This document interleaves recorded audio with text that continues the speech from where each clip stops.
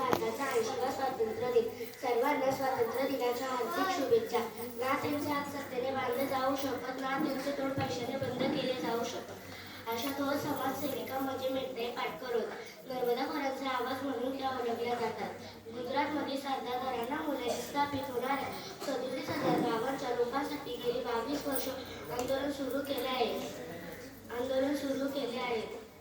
1991 साली 22 दिवसाचे उपोषण केले.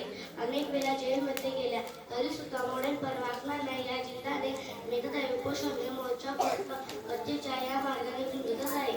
मेघताईच्या विकासाला विरोध नाही, पण गोरगरिबांच्या डोक्यावर आणि पोटावर पाय ठेवून उंच होणाऱ्या स्वार्थी वृत्तीला विरोध आहे. प्रश्न मांडण्यात आले तसाच लावण्यात मेघताईचा हात कोणी धरू शकत नाही. सुट्टी साडी आणि चप्पल घालणाऱ्या मेघताई साधारण स्त्री वाटतात, पण जेव्हा त्या काळपण इंग्रजी बोलतात तेव्हा भले भले आगाऊ होऊन जातात.